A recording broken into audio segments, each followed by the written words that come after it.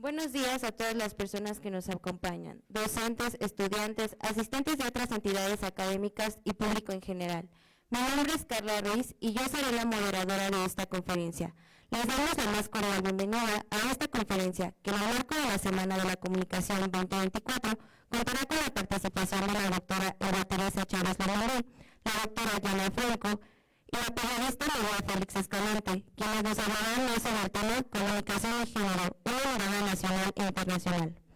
Agradecemos el apoyo brindado para aportar a través de sus conocimientos y experiencias información que seguramente servirá para reflexionar sobre la trascendencia de este tema y sus repercusiones económicas, políticas y culturales, entre otras. Les recordamos que para confirmar la asistencia deberán registrarse en los formularios que se compartirán al inicio y al final de cada conferencia. También a las y los asistentes que quieran realizar alguna pregunta o comentario pueden hacerlo en la sección de comentarios de la transmisión o van a esperar al final de la presentación para hacérselos llegar a nuestros participantes. Procederá a una breve síntesis curricular de los participantes. Eva Chávez Lomelí es doctora por la UNAM, cuenta con una maestría en historiografía de México y una especialización en literatura mexicana del siglo XX. Asimismo, es licenciada en periodismo y comunicación por la UNAM FES Aragón. En los últimos 20 años ha dirigido su investigación a la historia de la prensa en México, libertad de imprenta y opinión pública y prácticas periodísticas. Recientemente finalizó una estancia postdoctoral de investigación en la Universidad de Cádiz con el tema La participación de las mujeres en las primeras décadas del periodismo en México. Obtuvo menciones honoríficas en la defensa tanto de sus tesis de doctorado como de la maestría, de la especialización y de la licenciatura.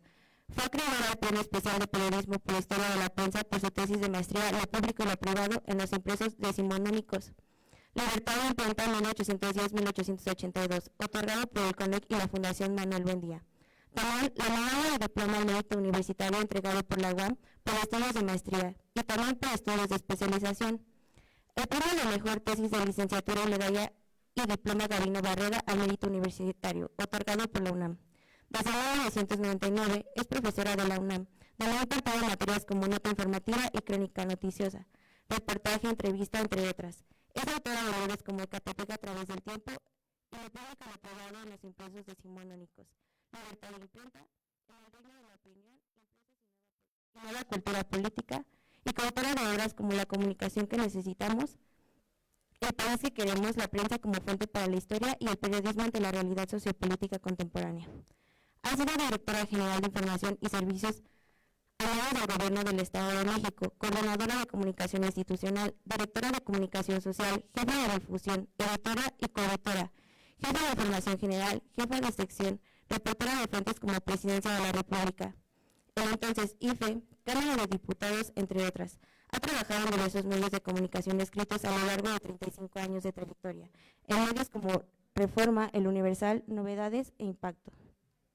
Ha participado en campañas políticas, tanto en el manejo a medios de comunicación como en la creación de manuales de imagen para los candidatos, capacitación en redes sociales y entrenamiento a medios, entre otras actividades relativas. Yana Franco es doctora por la Universidad Complutense, así como es profesora en la Facultad de Ciencias de la Información de la misma universidad en la carrera de Publicidad. Realiza investigación en donde trata de conectar las disciplinas de la economía, la comunicación y los estudios de género. Es autora de diversas publicaciones académicas, la última de los cuales analiza la estrategia en redes sociales del partido de derecha radical populista español, Vox, en las dos últimas elecciones generales, Radical Right Parties and Anti-Feminist Speech on Instagram Vox, and the 2019 Spanish General Election, y dirige desde su fundación en 2018 la revista Comunicación y Género. Es revisora, entre otras, de las publicaciones científicas Historia y Comunicación Social, International Review of Law and Economics y Sage Open. Desde 2020 es la secretaria académica del Instituto de Investigaciones Feministas. En los últimos 5 años ha integrado los equipos de investigación de diversos proyectos competitivos con financiación pública y con anterioridad realizó 3 estancias de investigación postdoctoral en la Facultad de Derecho de la Universidad de Harvard, como profesor visitante en el European Law Research Center y como investigadora visitante en el Institute for Global Law and Policy y en el John M. Olin Center for Law, Economics and Business. María Félix Escalante estudió periodismo y comunicación colectiva en la ENEP Acatlán.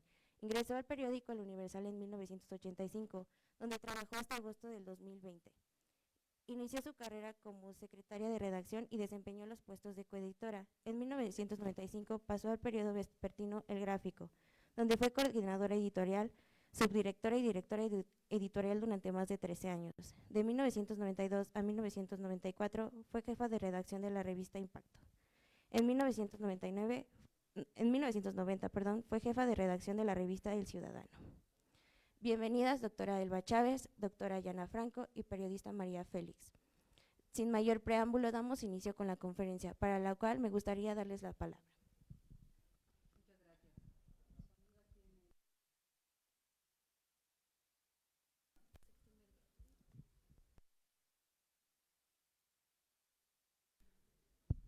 Listo, ¿correcto?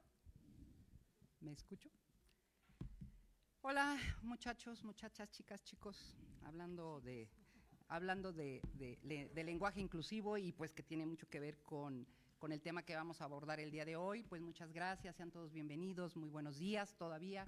Edgar, muchas gracias por la invitación a participar en esta Semana de la Comunicación, que siempre creo que estos espacios contribuyen pues, a la formación de ustedes, pero también enriquecen el propio pensar y el propio análisis de quienes estamos de este lado compartiendo parte de esta trayectoria, también por supuesto parte de estas ideas, parte de este cúmulo de síntesis que uno pues va acumulando en el camino. Entonces, muchas gracias, sean bienvenidos todos y bueno, con la idea de que esta conferencia, que esta participación, tanto la personal como la de María Félix, como la de la doctora Yana, bueno, pues contribuya justamente a esclarecer un poco esta idea de qué estamos entendiendo como comunicación y género. Estoy casi segura que si en estos momentos alguno de ustedes googlea, o en cualquier otro buscador, no solamente en Google, y pone el nombre de Ingrid Escamilla, estoy absolutamente segura que van a encontrar un mar de información pública sobre este terrible feminicidio. Encontrarán también, desafortunadamente, atroces imágenes relacionadas con este delito, que por cierto lo perpetró su esposo. El tratamiento judicial a este crimen puso el dedo en la llaga en la actuación de las autoridades encargadas de investigarla, pero no solo eso, también el proceder de los medios de comunicación, pues sin estima alguna ni respeto a los derechos más elementales de la víctima, o en este caso de Ingrid y de su familia, se publicaron imágenes que de manera explícita muestran los restos mutilados de esta joven de 25 años. Hoy, a 4 años de este feminicidio, y a partir de la indignación y la lucha de grupos, de organizaciones, de colectivas de mujeres, se encuentra con la ley Ingrid y también con la ley Olimpia. Cabe aclarar que la ley Ingrid no es tanto una ley, sino es un conjunto de reformas que se realizaron precisamente ¿para qué? Y ahí es donde nosotros como medios de comunicación, ustedes como integrantes de estos medios de comunicación o que se van a incorporar en un futuro muy corto, pues que sepamos cuáles son nuestros límites y cómo también estamos o no hacemos esta reproducción de esta violencia de género. Vamos para allá. Entonces, bueno, este conjunto de reformas que buscan justamente evitar la exposición violenta y proteger la intimidad y la dignidad de las víctimas. Por supuesto, combatir la violencia mediática, como fue lo que se observó en este caso, y seguramente en muchos otros. Esto le dio un foco muy, muy importante, pero nosotros si abrimos las páginas de los periódicos o si vemos muchas de las informaciones, veremos que cómo se siguen reproduciendo y se sigue violentando a las mujeres, incluso aún cuando ya han fallecido, ¿no? Y su normalización sancionando a personas y servidores públicos que realicen dichas conductas. Solo como contexto les diré que estas imágenes fueron filtradas por la policía, se las pasaron a los medios de comunicación y bueno, por esto es que la ley o este conjunto de reformas habla muchísimo hacia los servidores públicos, pero aquí los medios de comunicación no podemos permanecer impasibles ni pecar de ingenuidad en que también desde los medios de comunicación se contribuye a esto. Lo traigo como un ejemplo porque me sirve mucho de contexto para lo que viene en los siguientes minutos, de entender por qué la perspectiva de género, por qué la comunicación y el género son dos elementos indisolubles en el que ustedes, nosotras, quienes están en los medios, nosotres, quienes estén involucrados en alguna de las formas de comunicación, pues debemos de comenzar a incluir, ¿no? Abordar el tema de comunicación y género es un asunto que hoy más que nunca nos atañe a la universidad. a profesores, estudiantes de la carrera de Comunicación y Periodismo, junto con autoridades, medios de comunicación y sociedad. Como formadores, nosotros, de futuros periodistas, de ustedes, periodistas, las y los periodistas, comunicadores, y ustedes como profesionales de la comunicación que están justamente en este proceso formativo, es decir, que desde este espacio, cada uno el que uno desempeñe, pues tenemos que trabajar de manera conjunto para combatir la violencia de género, incluida la violencia simbólica. Ustedes habrán escuchado que hay diversos tipos de violencia, la violencia física, que es la más visible, la que se nota por los golpes, pero también está la violencia psicológica, la violencia económica y por supuesto está la violencia simbólica, en donde los medios de comunicación y también las autoridades tenemos mucho que ver, ¿no? Es una violencia que de repente no se mira, pero ahí está puesta, ¿no? ¿Qué debemos de entender? Bueno, con esta violencia simbólica es aquella que ocurre cuando se transmiten patrones de comportamiento y actitudes que justifican el trato desigual y que promueven la cosificación de las mujeres, que a la larga o al corto plazo va a conducir a la violencia contra las mujeres, o la violencia en todos sus tipos. Bueno, está la violencia sexual también, por supuesto.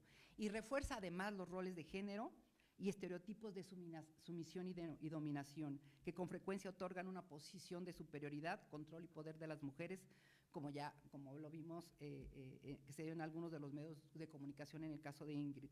Solo como contexto comentaré que la violencia simbólica de género es un concepto instituido por el sociólogo Pierre Bourdieu, quien, en otras palabras, señala que la violencia simbólica ejercida contra las mujeres debe de ser vista en el contexto de la desigualdad sustantiva, de la desigualdad material, y debe ser analizada desde las causas reales de esta sociedad patriarcal, ¿no?, en la que vivimos, que hace aparecer a las mujeres como culpables de los hechos violentos, sea porque se sostiene que ellas mismas provocan dichos hechos. Esto lo hemos escuchado mucho gracias a muchas iniciativas que vienen de la sociedad civil, sobre todo fundamental, y de las colectivas de mujeres, como que han levantado la voz, pues, para erradicar o para atajar o para cortar estas prácticas de violencia, ¿no? Bueno, y se les toma como que son las que provocan estos hechos por su modo de vestir, de comportarse o de exponerse al andar solas por las calles a altas horas de la noche, ¿no? O irse a beber a un bar, por ejemplo, ¿no?, que estos tenemos muchísimos casos. Y en este sentido, los medios de comunicación pues tienen una gran responsabilidad para atajar esta perspectiva que sí, nos guste o no, es una perspectiva normalizada, es una perspectiva, es un argumento, incluso lo podemos escuchar entre nosotros mismos porque estamos transversalizados por esto, en donde, bueno, pues es que ¿qué andaba haciendo en la noche? Bueno, con esa minifaldita, pero ¿para qué se va a beber? ¿Por qué no se protege? Todo esto, todas estas frases son un reforzamiento y una normalización de esto que estamos tratando de erradicar o que estamos tratando de atajar, ¿no? Estos argumentos que las violan, las matan, pues porque ¿qué andaban haciendo en la calle a esas horas? O porque no se cuidaron, como si la mujer fuera la culpable, ¿no?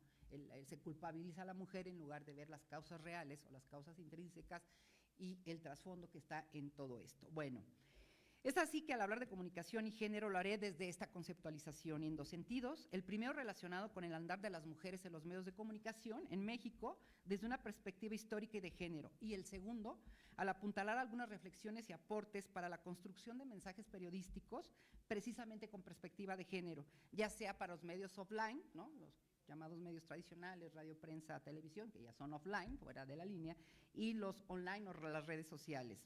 Por otro lado, escucharemos el testimonio de María Félix Escalante, una de esas poquísimas mujeres que han ocupado puestos de dirección en los medios de comunicación en un ámbito dominado por los hombres. Y por otro, también, algunas ideas y aportes de la doctora Yana Franco de la Facultad de Ciencias de la Información de la Universidad Complutense, que considero enriquecen el planteamiento de incorporar la perspectiva de género desde la enseñanza en la licenciatura de Comunicación y Periodismo, que hasta donde tengo entendido en el avance del nuevo plan de estudios, Edgar podrá aportar en este sentido y quizás ustedes también lo conozcan, ya está incorporado, lo cual yo se los puedo comentar. Esto es un gran avance para nosotros como universidad, para la FES Aragón en particular. Yo que estuve en esta estancia postdoctoral en España y la doctora Yana nos los va a platicar, allá ya se estudia el periodismo con perspectiva de género, pero es una materia optativa. No me adelanto porque esto ya lo veremos más adelante. Como contexto, justamente puedo comentar que tanto en el intercambio académico con investigadores de la la Universidad Complutense, así como parte de las ideas que aquí voy a señalar, son resultado de la estancia de investigación doctoral que recientemente realicé en la Universidad de Cádiz para indagar justo quiénes fueron las primeras mujeres mexicanas que publicaron en periódicos y analizar qué escribían, qué les preocupaba, cómo fue esa incursión en el periodismo en México, incluso en momentos donde todavía la libertad de imprenta no se permitía y formábamos parte de España, es decir, antes de 1810, cuando se emitió un decreto que por primera vez pues, permite a todos los españoles, recuerden que formábamos parte de España, se les permite a todos los españoles publicar sus ideas políticas, ¿no? Y incluso antes de la creación de la monarquía española, que en 1812, digamos que a nivel constitucional, y que esto nos atañe a nosotros también como país, que nos independizamos posteriormente, se queda este derecho, esta libertad de publicar las ideas políticas. Hasta antes de esa fecha, nadie, absolutamente nadie podía publicar una idea política, ¿no? Todos los periódicos, todas las publicaciones periódicas que se emitían pasaban por una revisión por parte del Santo Oficio, quien determinaba si se publicaba o no se publicaba un texto, ¿no? Como contexto, solo diré que la invasión de Napoleón Bonaparte, y sí es importante decirlo porque como hay parteaguas, hay elementos puntuales que van a detonar muchos cambios a nivel mundial, pero sobre todo en el mundo hispanoamericano o iberoamericano, y que nos van a impactar a nosotros. La prueba es que nosotros gozamos de la libertad de imprenta, adivinen, ¿gracias a qué? A la invasión napoleónica, porque esto fue el detonante que hizo que España entrara en una crisis política y que dijeran, bueno, ¿qué hacemos para que la gente participe en política? Oigan, pero si la gente no sabe de política, ¿y por qué no sabe de política? Porque no se publicaba nada de política, porque no se podía hablar de política, esto era impensable en el orden monárquico absolutista. Entonces dicen estas personas muy sabias, muy adelantadas, porque fueron las que abrieron este panorama, bueno, pues que todos puedan publicar sus ideas políticas, que todas puedan mandar a imprimir sus textos. Entonces, estamos hablando hace 200 años. Esto ocurre, la invasión napoleónica en 1808, 1810 es el primer decreto y en 1812 se constituye como un artículo, como una libertad y un derecho dentro de la Constitución. Bueno, pero además esta crisis política abrió, curiosamente, porque seguramente no lo pensaron, ¿no? Estamos hablando de mujeres que si ahora hablamos de sumisión, de sometimiento y de que las mujeres estamos luchando pues por ocupar espacios de igualdad y que se les consideren estos espacios de igualdad, imagínense hace 200 años, ¿no? ¿Qué ocurrió con esta crisis política? Pues eso hizo que salieran las mujeres del espacio del hogar.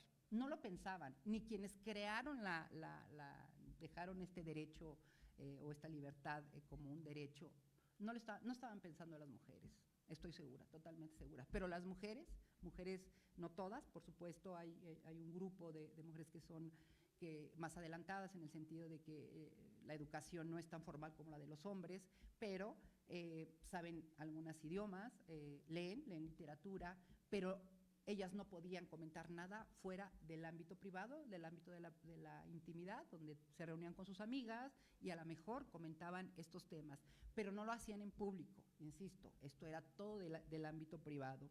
Entonces, bueno, en el caso de España, que es algo de las cosas muy interesantes que yo aprendí, que yo encontré de estas investigadoras que han hecho un trabajo fabuloso, extraordinario, y que bueno, a mí me deja muy alentada para continuar un trabajo similar acá en México, con nuestras mujeres periodistas, ¿no?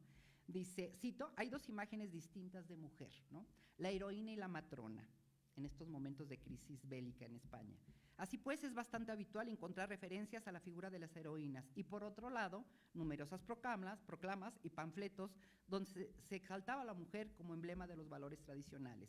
Como refieren María Román López, Beatriz Sánchezita y Marieta Cantos Casaneve, que además fue la receptora que es la directora del Instituto de Estudios del Mundo Hispánico, que fue quien me aceptó en esta estancia, la cito en esta frase que dice, en esta convulsa realidad, el bello sexo, porque así se les denominaba a las mujeres, como sinónimo de mujer era el bello sexo, ¿no? Las damas, ¿no? Las señoras, también se les decía a las señoras, comienza a adquirir notoriedad al amparo de la excepcionalidad que la guerra confiere al esquema social, y lo hace a través de tres formas. Uno es la lucha armada, porque las mujeres, por defender su patria del enemigo, ¿quién es el enemigo? pues es el ejército francés, es Napoleón Bonaparte que invade España, ellas se van a la lucha, ¿no? Encontramos un trabajo también extraordinario en España, donde se localiza con nombre y apellido a estas mujeres que tomaron los cañones, que murieron en el campo de batalla. Esa es una forma de participación. La otra es lo que se le denomina la intendencia. Dicen las mujeres, ¿qué hacemos para apoyar a esta causa? No somos como los hombres, a lo mejor yo no me puedo ir al campo de batalla. Bueno, empiezan a hacer colectas, ¿no? Esto es un trabajo muy interesante de las mujeres. Hacen unas colectas para que el dinero se vaya para sostener a los soldados, por un lado. Por otro lado, se van a los hospitales a cuidar a los enfermos y curarlos en la medida de lo posible. Y hay otro grupo, ¿no? Dentro de otra actividad dentro de estas asociaciones, porque son asociaciones de mujeres, que hace vendas, se ponen a hacer vendas porque ocupaban muchísimas vendas, es decir, como elementos que se ocupan en los cuarteles, en los hospitales de los cuarteles. Y el tercero, que es el que nos ocupa, el de las mujeres escritoras, ¿no?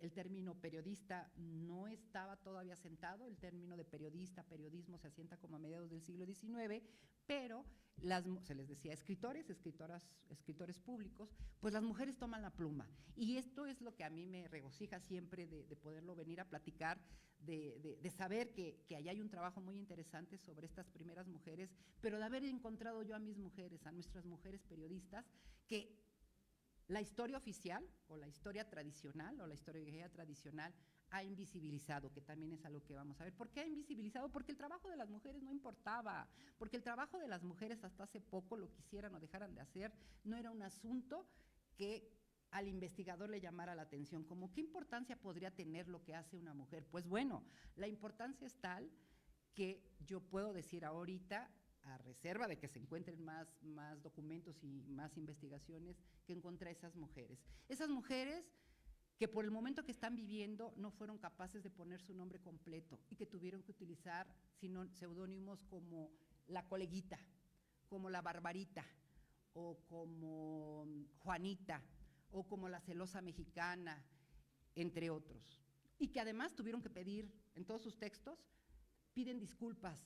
Vamos a encontrar una constante en sus textos en donde dicen, yo no tengo las luces ni la preparación suficiente, me van a ustedes a disculpar, público lector, porque no estoy a las alturas de ustedes, ¿no?, con la preparación, pero yo quiero hablar sobre esto y esto. Y bueno, pues encuentro las primeras mujeres, ya escribían poesía, por supuesto publicaban poesía o algunos otros géneros literarios, pero para hablar propiamente de ideas políticas, pues yo las encuentro por ahí, ¿no? Bueno, aquí estamos. No, díganme que no me escuchen y así puedo avanzar. Bueno, ok. Ok. Para el caso mexicano, la incursión femenina en la prensa ha sido objeto de estudio desde diferentes enfoques que han aportado al conocimiento de la mujer como constructora cultural, pero también es cierto que la gran mayoría abordan su incursión en la prensa avanzado del siglo XIX. En primera, porque es cierto, las primeras publicaciones dirigidas a un público femenino fueron escritas por hombres, quienes publicaban a lo que a su juicio debía interesarles a las mujeres. Puedo citar el Almanaque de las Señoritas, el Iris, el Calendario de las Señoritas Mexicanas de Mariano Galván, el Presente Amistoso dedicado a las señoritas mexicanas, Panorama de las Señoritas, que es de 1800, los voy a ir señalando, que se crea la primera publicación, que sí es creada por las mujeres, que son las hijas de Anáhuac, lo vemos allá arriba, en la que participan Guadalupe Ramírez, Concepción García y Ontiveros y Josefa Castillos. Después vendría el Álbum de la Mujer, bajo la tutela de Concepción Jimena, el Correo de las Señoras, que por cierto era dirigido por un hombre, pero cuando muere su esposo, pues su viuda se queda a cargo del periódico, que es Mariana Jiménez, y bueno, hasta llegar a Las Violetas de la Anáhuac, que ha sido una publicación muy investigada, quizás se ha tomado se toma pues dentro de esta historiografía que, insisto, reitero, ha invisibilizado el trabajo de las mujeres en el periodismo, se toma como si fuera la primera publicación por mujeres, pero bueno, yo les traigo aquí en exclusiva que ahí las tenemos desde 1808 en asuntos que tienen que ver en el orden político. Las mujeres estaban opinando sobre el orden político. Muy bien. ¿Qué encuentro? Solo les voy a traer 3 ideas o 4 ideas conclusivas, si me haces favor en las 2 presentaciones anteriores. Sumarse a la discusión pública, involucrarse en escritura pública como una de las formas de unirse a la lucha contra el invasor, significó para las mujeres la salida de su esfera y actividades tradicionales en un tiempo, como ya lo dijimos, donde las féminas solo se expresaban en los ámbitos privados, como en el hogar, en las reuniones de los amigos o en las tertulias. En los periódicos que en esos momentos de crisis política, de la crisis política española que se publicaban en Nueva España, eran básicamente la Gaceta de México y el Diario de México, que ya estaba imprimiéndose desde 1805. Es el primer diario, es decir, el primer periódico que sale todos los días, y bueno, es ahí donde yo encuentro, en ambos periódicos, pero donde más encuentro es en el Diario de México. Los textos políticos novohispanos escritos por mexicanas, quizás el que encabece la lista, ¿no? En un texto que no está publicado en un periódico. Recuerden que en esa época había publicaciones periódicas y no periódicas, en este caso es en un papel suelto, es la proclama de una veracruzana que se imprime en Veracruz. La autora, no tenemos el nombre, solo sabemos que es de Veracruz y dice proclama de una veracruzana, ¿no? Ella dice que les exhorta a sus compatriotas para que den muestra de fidelidad y les dice: vamos a defender a Fernando VII y a la madre patria con donativos para apoyar contra el ejército invasor, que esta es una de las tareas en donde la mujer sale del hogar y con estos donativos, bueno, empieza a ingresar al orden público.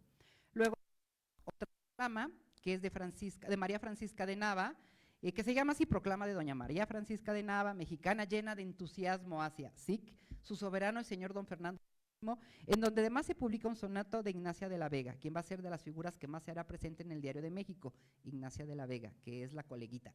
Encuentro a través de esta indagación que ese seudónimo de coleguita es Ignacia de la Vega, es decir, a alguien que en su momento tuvo temor o no quiso poner su nombre, a 200 años yo encontré su nombre, por más de que se escondió. Dejo algunas pistas como esa. Es altamente probable que cuando María Francisca Nava publica su proclama en territorio mexicano, novohispano, pues en España, que esto es lo que yo encuentro, ya había muchos textos, las mujeres estaban publicando, entre ellas, por ejemplo, Saludan a una andaluza de los vencedores de Austerlitz, firmada como Laura, publicado originalmente en Chiclana, Cádiz, el 25 de julio de 1808, y que más tarde, igual, se develaría el nombre de Flasquita Larrea como la autora, ¿no? Que es, insisto, parte de este trabajo que las investigadoras de Cádiz han realizado. En cuanto a la forma que se perciben a las mujeres, de Nava descarga su primera argumentación, dice ella, pero fíjense cómo se están pensando. Sí entendían que estaban sometidas, sí entendían que las mujeres podían hacer algo más que la almohadilla y las agujas, ¿no? Como que era la almohadilla donde ponen las agujas y donde coser y todo esto. Dice, pues estoy convencida de que las mujeres no solo servimos para la almohadilla y la cocina, cito, y no obstante que vivamos sobre la tierra con el epíteto de delicadas, es decir, esto es totalmente un adjetivo que se le ha vinculado a las mujeres como de delicadas, no son fuertes, las mujeres no son fuertes. Por ello convoca a sus congéneres a apoyar para vencer al enemigo invasor. Cito, fíjense cómo les dice: españolas, mujeres todas, amadas todas compatriotas, este es el estado de nuestro rey. Armémonos contra la hipócrita conducta de un malvado, huya de nosotras la delicadeza y llenas de furor varonil por la religión y por el soberano, corramos cual víboras venenosas contra un usurpador que nos ha tiranizado.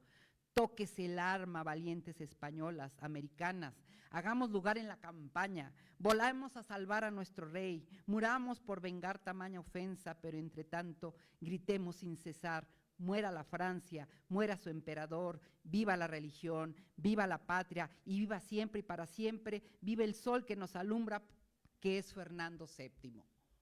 Un texto totalmente político de 1808.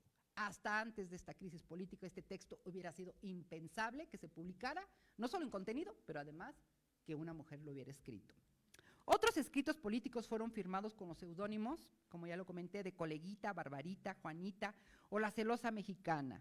Como ilustración, la Coleguita devela en sus escritos la inquietud porque las mujeres puedan prepararse para ser autoras, dice ella. Ella pensaba que el camino era, pues hay que estudiar humanidades porque los hombres saben escribir, nosotros tenemos que prepararnos también para saber escribir, ¿no? También en esas misivas, bueno, además hay una característica en sus textos, siempre es una carta. La carta va dirigida a una amiga. es decir, obviamente los géneros periodísticos no se conocen como los conocemos ahora, ¿no? Esto forma parte de un desarrollo de la prensa que se va a dar a lo largo del siglo XIX y, por supuesto, en el siglo XX. Entonces, ¿qué hace? Casi todos estos textos son cartas. Carta dirigida a la amiga fulana y tal, porque le ponen un nombre, puede ser ficticio o no, eso no lo pongo ahorita a discusión, ¿no? Será producto de mayor análisis, pero se dirigen a ellas y antes piden esta disculpa que yo les comentaba, ¿no?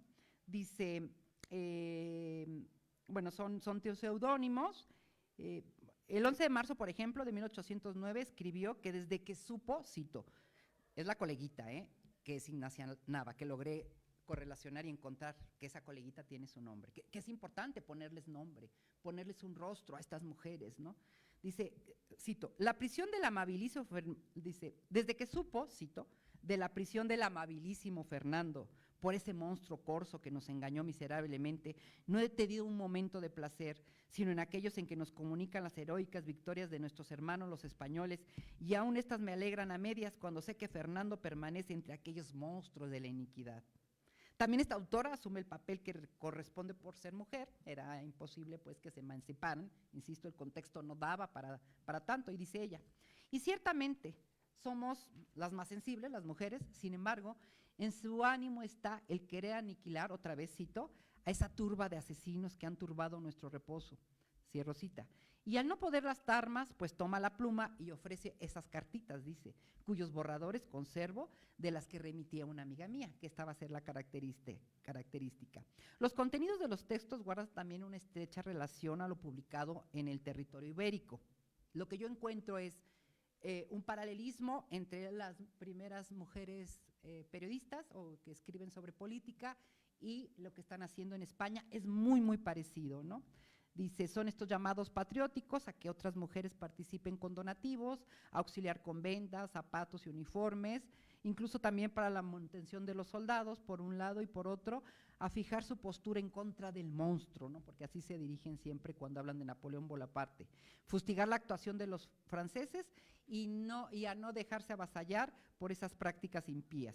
Los formatos y géneros que las escritoras emplean son los que se conocen, son las proclamas y manifiestos, así como las cartas que les comentaba dirigidos a una supuesta amiga o, en un momento dado, al editor del periódico. También encontramos argumentaciones parecidas por sus coetanas peninsulares y bueno, pues todas hablan de la imperiosa necesidad de cambiar la almohadilla y las agujas por la pluma y la tinta, es decir, la costura, que es una labor culturalmente asignada a las mujeres como tejer o cocinar, además de que pues hacen manifiesta su ignorancia, dicen sus pocas luces y piden perdón o disculpas por hacer públicas sus ideas cuando no es una tarea que les corresponda y por no tener los conocimientos necesarios por ellas. Estos son los avances, algunos de los avances de lo que yo localicé, y esto me permite, como una de las grandes conclusiones iniciales, observar lo que ya otros investigadores han subrayado, que la mirada tradicional ha excluido múltiples formas de participación femenina, en este caso particular en la prensa mexicana. A continuación haré breves menciones sobre mujeres que abrieron la brecha, muy brevemente en una apretada síntesis. Ya hablamos del siglo XIX, ahora me iré un poco al siglo XX, como estas mujeres símbolo, como es la propia María Félix, es decir, mujeres que logran poner como la punta o están en esta situación que no se da en todos los espacios, ¿no? Vamos a ver, por ejemplo, que Elvira Vargas es reconocida como la primera mujer periodista de México, ingresó al periodismo en 1931 como redactora del periódico El Universal, en tanto que Esperanza Velázquez es considerada la pionera de las entrevistas realizadas por mujeres en México. Se inició en el periodismo a los 18 años, empezó en un periódico que se llamaba El Pueblo y coordinó la página infantil del entonces recién creado El Universal, ¿no? Magdalena Mondragón, por su parte, abrió la fuente abrió la fuente policíaca, porque además antes a las mujeres, esto me tocó a mí muchísimo cuando yo estudiaba e iba a entrevistar a periodistas, a mujeres, decían, es que las mujeres hasta hace poco pues se nos relegaba a cubrir las fuentes sociales, ¿no? No se cubría la fuente política, la fuente policíaca pues muchísimo menos, ¿no? Porque eran fuentes asignadas tradicionalmente a los hombres, bueno, para que vean cuánto se ha avanzado. Y luego, bueno, pues Magdalena Mondragón, bueno, lo que puedo yo aquí agregar un poco para que nos demos cuenta, pues, en este tema de comunicación y género y de ver cómo la participación de las mujeres, ustedes, alumnas que están en este proceso, pues a lo que nos estamos enfrentando, porque esta es una realidad, y también a ustedes y hombres y mujeres, por supuesto, ¿no? Porque tanto en esta participación inclusiva, todos están dentro de esta tarea o tienen que estar dentro de esta tarea, ¿no? Vemos, de acuerdo con los datos de la UNESCO, a nivel mundial, para que observemos qué es lo que está pasando con las mujeres en el periodismo o en los medios de comunicación. Vamos a ver que el 30% de los puestos directivos, solo el 30% de los puestos directivos está en manos de las mujeres, es decir, una abrumadora mayoría, un 70% son hombres quienes tienen estos puestos directivos. A nivel nacional, por ejemplo, vemos que 18 periódicos de circulación nacional, de los 140 puestos directivos, únicamente 19 de ellos están ocupados por mujeres. Vean esta abrumadora, otra vez, mayoría de puestos ocupados por los hombres. Según cifras del Instituto Nacional de Estadística y Geografía en México, hay 38,000 personas que conforman la fuerza laboral de periodistas, es decir, ustedes en el corto tiempo o quienes ya están en los medios de comunicación, pues van a pasar a formar parte de estos 38,000 y más que están laborando o que colaboran en alguno de los medios de comunicación a nivel nacional. De este total, fíjense, el 66% son hombres y 34% son mujeres. En este apretado recorrido a lo largo de más de 200 años de la participación de las mujeres en la prensa, podemos observar que si bien se registran grandes avances desde aquellas coleguitas, Juanitas o Barbaritas, que pedían disculpas por atreverse a tomar la pluma y dar a conocer a sus ideas, a este 2024, las periodistas, las mujeres, continúan enfrentándose al techo de cristal o también al suelo pegajoso. Como observamos, la perspectiva de género permite hacer visibles a las mujeres su trabajo, sus condiciones y contribuciones en el quehacer periodístico, pero también la perspectiva de género permite construir mensajes que eviten caer en los estereotipos en los que se ha encasillado a la mujer o que reproduzcan los roles tradicionales en los que se le ha inscrito. Ayude a sensibilizar a la audiencia sobre las causas y efectos de la violencia en las mujeres, además de incentivar el debate sobre el tema y impulsar la participación de las mujeres en mandos directivos de toma de decisiones y como productoras líderes de contenido. En este sentido, dos grandes mujeres, una mexicana, guerrerense para mayor información, con nombre de artista, María Félix, nos ofrecerá justamente su testimonio como una de las pocas directoras de un medio de comunicación en este país, en el cual estuvo al frente de casi 15 años, y otra, española, madrileña también para mayor exactitud, que nos hablará sobre la importancia de la perspectiva de género en la comunicación y el empleo del lenguaje inclusivo. Yo continúo después de la participación de María, pues un aplauso y muchas gracias, María.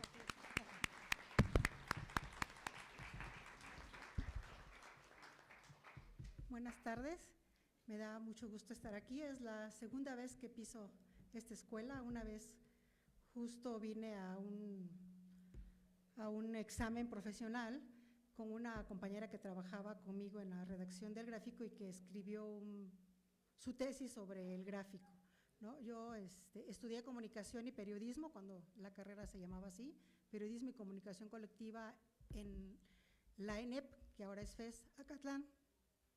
Y en 1986 llegué a la redacción del Universal a pedir una oportunidad de trabajar, ¿no? Eran otros tiempos en los que tú podías ingresar a una redacción sin que te pidieran una identificación ni nada, ¿no?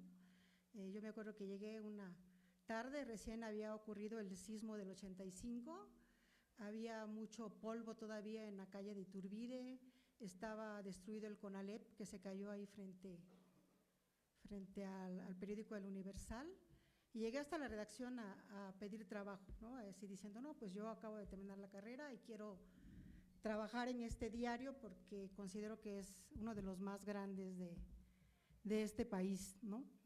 Entré y un siglo y medio después de lo que nos platica Elba, pues me encontré con la misma realidad, ¿no? De qué ha pasado en los medios de comunicación. La mayoría de los trabajadores eran hombres, ¿no?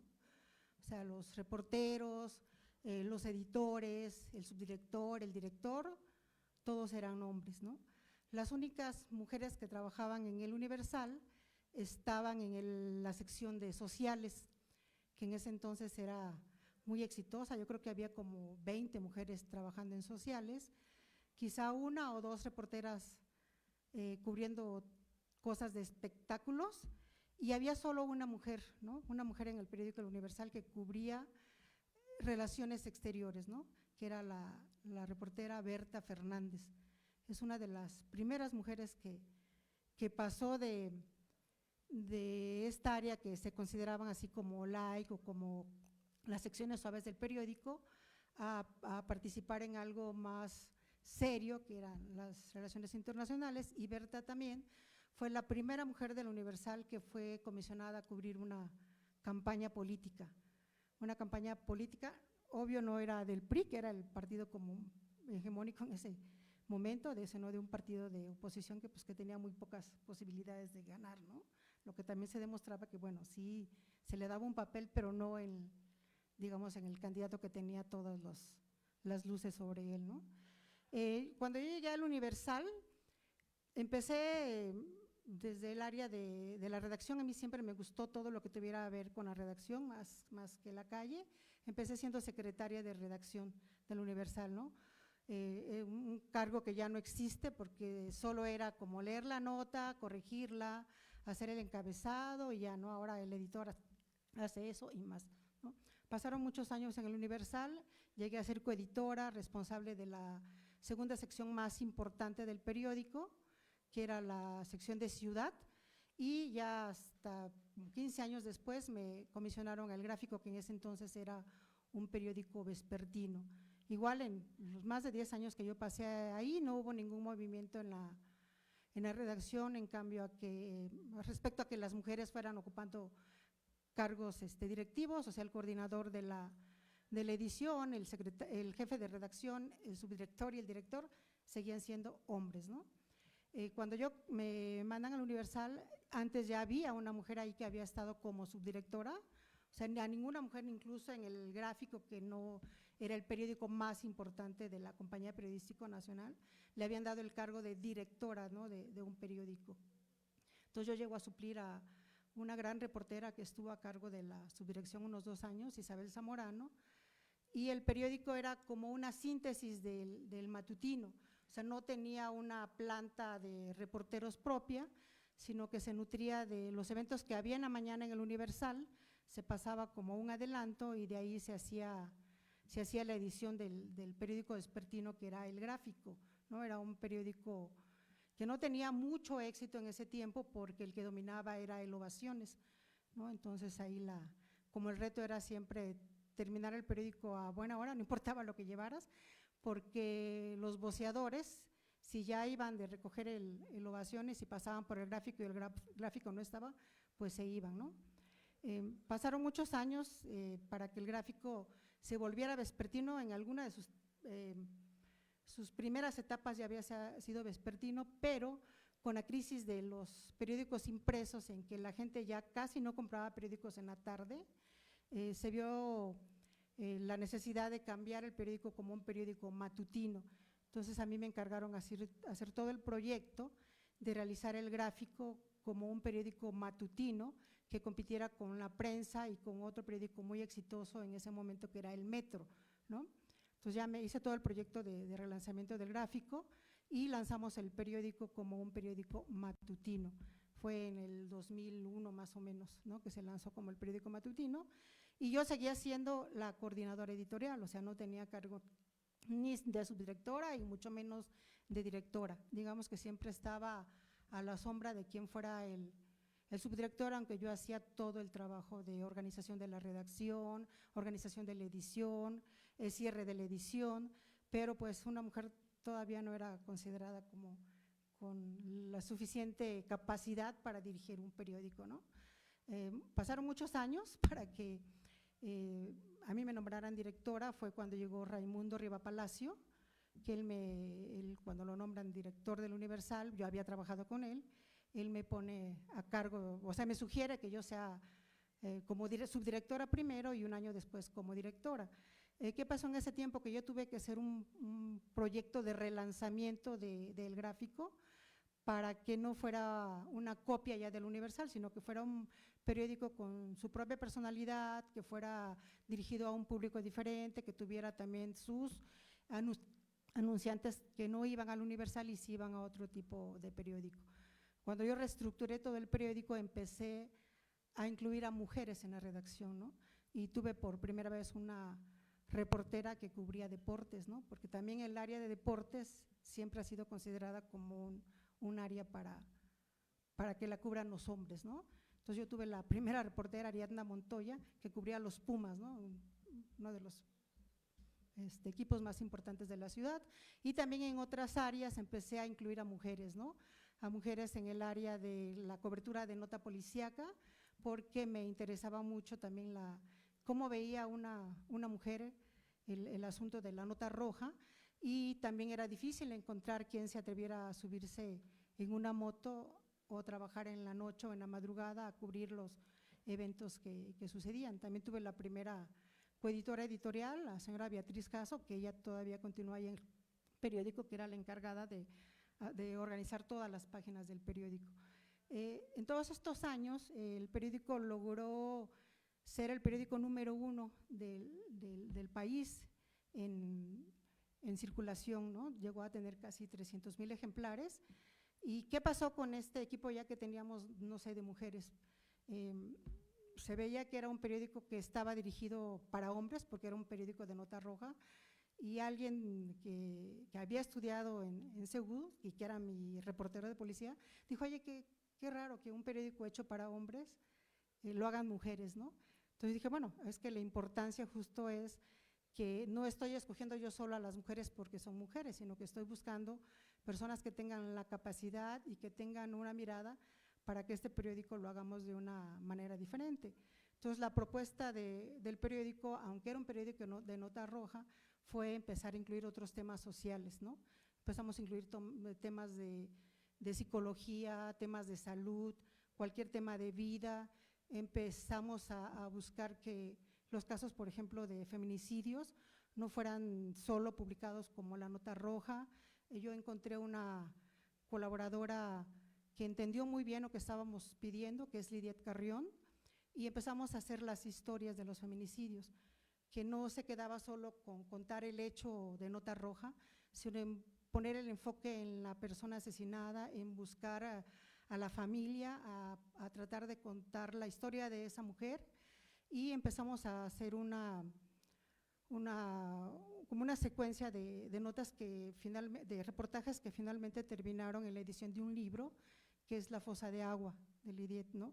Es un proyecto que iniciamos en el gráfico y que Lidiet pues logró hacer esto, ¿no? Encontrar el tono, encontrar la manera de narrar estas historias que no fueran solo descriptivas, que no fueran solo el asunto de, pues ya asesinaron a una persona, sino ver qué más, y denunciar en muchos casos pues la impunidad en que la mayoría de los 10 feminicidios diarios que se dice que ocurren pues quedan impunes, ¿no? La idea era como mantener esos temas vigentes y que no se quedaran olvidados, y logramos la colaboración de muchos familiares, ¿no? Y también aprendimos a narrar de una manera diferente las historias, ¿no? O sea, fue un camino duro, muchas veces me equivoqué, ¿no? Alguna vez, una de las historias que contaba Lidiet era una chica que había sido asesinada después de que había sido contactada por alguien por redes sociales, ¿no? Y a mí se me hizo fácil ponerle algo así como, la cazaron en la red, ¿no? O sea, fue pues obviamente una insensibilidad de mi parte, ¿no?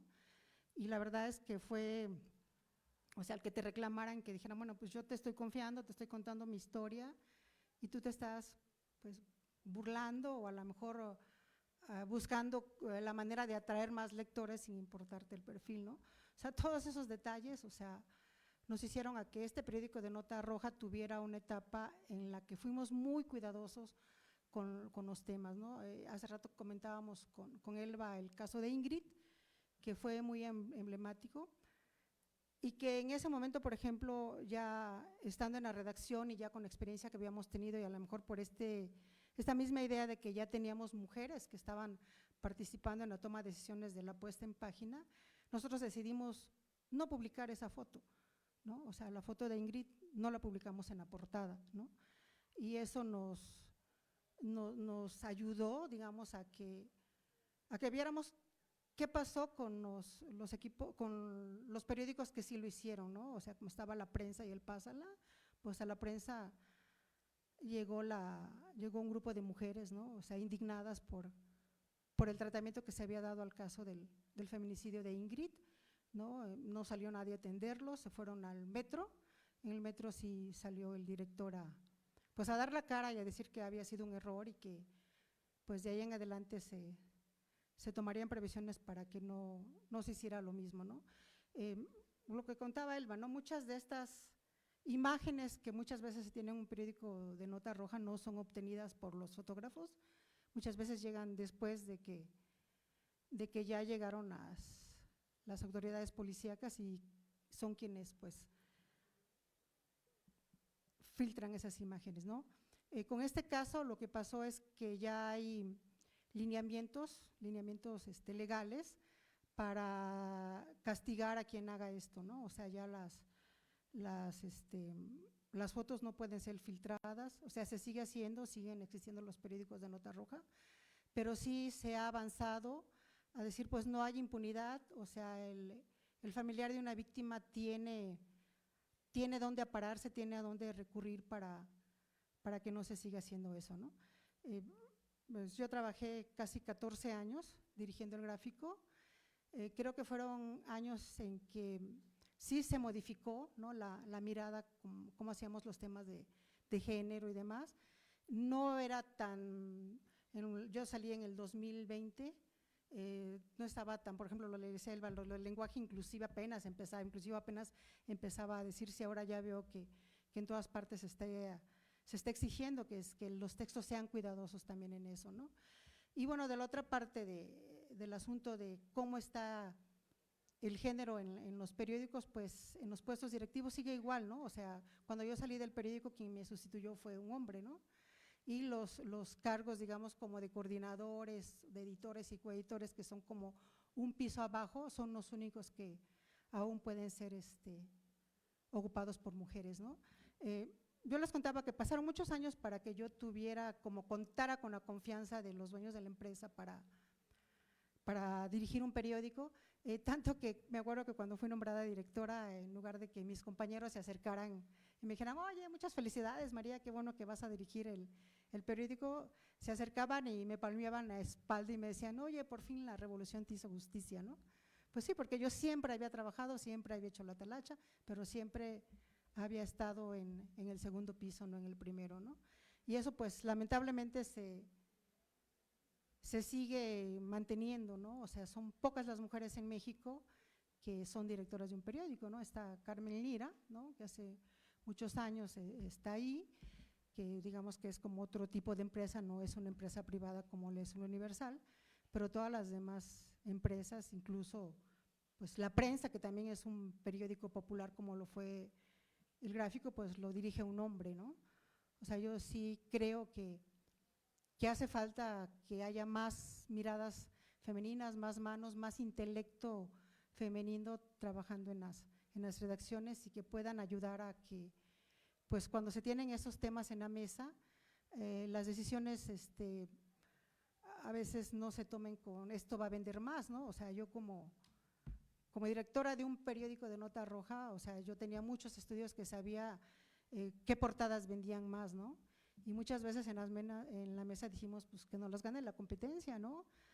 Aunque tengo que decirles que el área de circulación sí me reclamaba, dice, oye, ¿por qué ellos sí tuvieron la foto con el acercamiento y tú publicaste una, no sé, de los pies hacia allá o pixeleas el rostro o lo publicas volteado, ¿no? Yo muchas veces les tenía que decir que todo el tiempo trabajamos en una línea, ¿no? En una línea que das un pasito para acá y caes en lo ilegal, ¿no? Y que pues había cosas que no iba a hacer, aunque eso significara que nos ganaran la foto más impactante, ¿no? O sea, porque los estudios de los lectores de nota roja dicen eso, ¿no? Que el lector de nota roja le importa mucho la imagen, porque la imagen le da la certeza de que no estás inventando un hecho, ¿no? De que el hecho sí existió. Entonces el lector de nota roja se acerca porque quiere ver que eso que le estás vendiendo sí es un hecho real, ¿no? O sea, tiene mucho que ver la imagen que pones en portada, ¿no? Entonces, bueno, yo no sé si ustedes quisieran preguntar algo. Yo estuve 32 años en la universidad, le platicaba a Elba que muchos de los procesos que se usaban para hacer un periódico cuando yo llegué ya son historia, y que ahora pues los periódicos han disminuido mucho su circulación y ya se le da mucho más importancia a lo que son los portales, ¿no?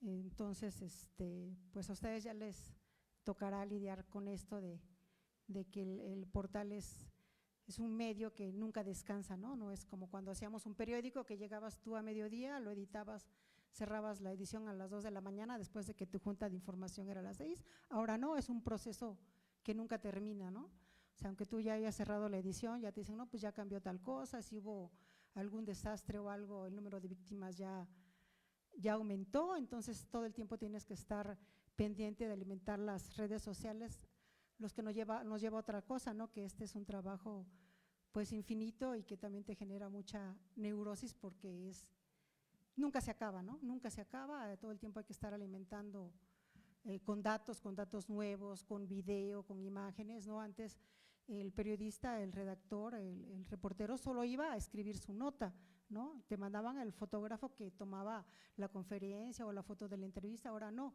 El periodista va a la calle y tiene que hacer redes sociales, y tiene que hacer TikTok, y tiene que hacer transmisión en vivo, y aparte tiene que llegar y hacer un adelanto para redes sociales y luego escribir su nota con datos y con contrastar más información, ponerle algo nuevo para que se publique en el impreso, ¿no? Eso es lo que les espera a ustedes, estar más, pues hacer casi todólogos de la comunicación, ¿no? O sea, ya no solo es que sepas escribir bien o que sepas tomar una foto, sino que ya en todos los lugares te piden que seas un profesionista de múltiples manos y múltiples habilidades, lo que muchas veces pues no se refleja en el salario, ¿no?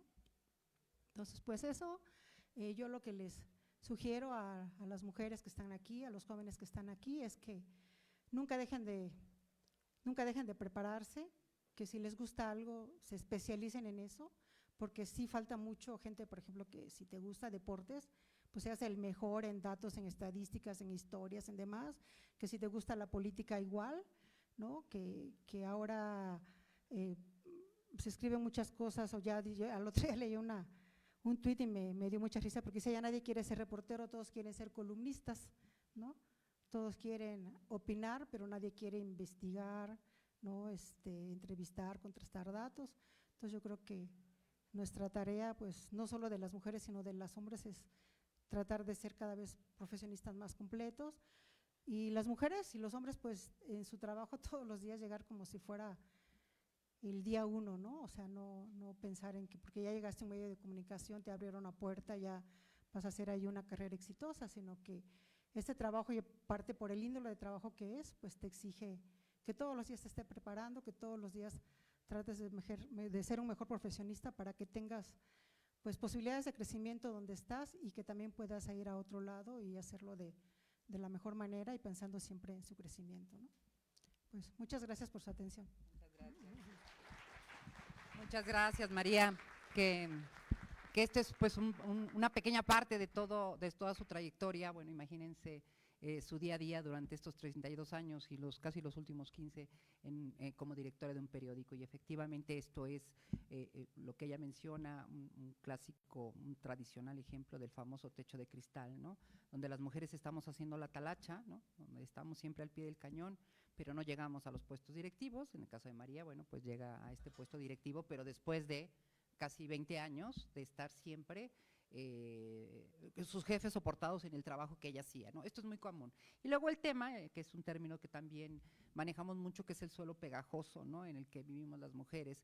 Por el suelo pegajoso, ¿por qué? Pues porque siempre que transitamos en los espacios laborales, o sea, no nos salimos o continuamos ahí, aunque nos paguen menos, aunque yo trabaje más, porque si a lo mejor es el que me da las posibilidades de irme a la crianza con los hijos, o de irme a la casa a hacer la comida, a hacer no sé, las labores propias de casa. Estas estadísticas también son de todas conocidos, de cuántas horas trabaja más la mujer en el hogar en relación a las horas que le dedica el hombre, que también trabaja en el hogar. Bueno, pues procederíamos traigo unos clips, una pequeña entrevista que forma parte también, esto, insisto, enmarcado en este trabajo que yo fui a hacer a España. Este es un intercambio muy prolijo también, muy importante, muy interesante, con algunos de los profesores de la Universidad Complutense. Entonces, si me permites, la primera parte es la entrevista, una parte de la entrevista que la edito para digamos, los fines de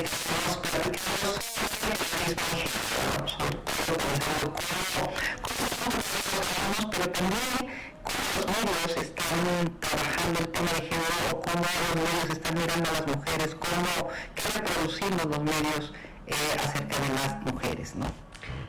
Bueno, pues lo primero es que sin duda los medios pues son un vehículo importantísimo de socialización y de influencia en la sociedad. Por lo tanto, es muy importante, es muy relevante esto que me preguntas, porque es muy relevante cómo se abordan las historias de las mujeres, las noticias relacionadas con mujeres y en general todas las cuestiones que tienen que ver con el género en los medios por su repercusión social, ¿no? Los medios se nutren de lo que hay en la sociedad, los medios representan lo que tenemos en la sociedad, entonces es muy importante ser muy conscientes de si estamos realimentando los mismos estereotipos que ya hay en la sociedad o si estamos contribuyendo a combatirlos. Entonces, desde este punto de vista, el análisis hay que hacerlo en dos ejes, ¿no? El eje de los contenidos y el eje, o en tres incluso, ¿no? Y el eje de quién produce las noticias, ¿no? Entonces, con respecto al eje de los contenidos, pues tenemos que analizar y tenemos que ser muy conscientes de qué se cuenta y a quién se representa en esas noticias, quiénes son las figuras de autoridad. Muchas veces cuando se habla de especialistas en una materia se acude a expertos hombres, o solamente en determinados temas. Hay un montón de estudios que están empezando ya a ofrecer resultados sobre esto. Solamente en determinados temas se acude a especialistas mujeres. Por ejemplo, si se habla de igualdad, si la noticia habla de igualdad, entonces sí acudes a mujeres. Pero cuando estás hablando de tecnología, de matemáticas, de progreso científico, entonces acudes a hombres. O de política, los jefes de poder, o sobre todo de economía, los expertos son hombres. Entonces es muy importante cómo representamos a las mujeres y eso qué importancia le damos como fuentes de generación y como expertos, y también los temas que tratamos, ¿no? Hay temas, pues no sé, la sección de sociedad que está dirigida a las mujeres, pues no sé a qué mujeres estará dirigida. Desde luego, a mí me interesan más otros temas, ¿no? Pero aún así sigue habiendo segregación por temas entre cuestiones masculinas y cuestiones femeninas, ¿no? Y la manera de abordarlos. Bueno, uno, los contenidos. O sea, perspectiva de género en los contenidos tenemos para estudiar y no terminar, ¿no? Y por otro lado, representación de las mujeres en el sentido de presencia de las mujeres en los espacios de poder. ¿Qué mujeres dirigen medios? Porque al final las líneas editoriales las marcan quienes dirigen los medios, ¿no? Entonces, ¿qué mujeres tenemos dirigiendo los telediarios en las televisiones, dirigiendo los periódicos y dirigiendo los medios en general, y en los diferentes estadios, digamos, de poder, ¿no? En los diferentes puestos en los que se decide al final eso, cuál es la línea editorial y cómo se van a determinar los contenidos. Ok, muy bien. Y cómo ha repercutido, te platicabas hace rato sobre la materia de género que se incluyó en la carrera de periodismo como optativa. Si me platicas un poco de esa materia, cuál es el fin, qué se enseña. Claro, entonces, conscientes de la importancia de esto que acabamos de hablar, varias profesoras de esta facultad, porque la iniciativa salió desde el profesorado de esta facultad, profesoras de periodismo, promovieron que se incluyera, que se incorporara al plan de estudios una asignatura específica sobre comunicación y género, pero solamente prosperó en el grado de periodismo. Los estudiantes de comunicación audiovisual y los estudiantes de publicidad no pueden optar a estudiar esta asignatura, que tan importante sería también, imagínate, para los contenidos publicitarios. Claro. Y no solamente para quienes vayan a ser periodistas, sino en general todas las personas que se dedican a la comunicación audiovisual, imagínate en el cine, en las series, en todo el entretenimiento. Entonces, bueno, la buena noticia es que se consiguió y que es una asignatura optativa que tiene una matrícula muy importante. Hay muchos estudiantes y muchas estudiantes que escogen esta carrera. Y bueno, pues el programa se orienta sobre todo, yo no la imparto, pero sí que la conozco. Tiene una parte de historia de la teoría feminista, ¿no? De historia de las mujeres, tiene una parte de teoría feminista y de historia de la teoría feminista, y luego ya empieza a tener una parte, pues eso, de análisis de roles, estereotipos, mandatos de género, y un análisis más aplicado de cómo esto se refleja en la comunicación, en los medios, a lo largo también del tiempo y de la historia, y desde un enfoque feminista interseccional, ¿no? Muy bien, muy bien. Y entonces estaríamos platicando sobre periodismo y género, ¿no? Sobre todo pensando cómo estamos preparando a los alumnos, pero también cómo los medios están trabajando el tema de género.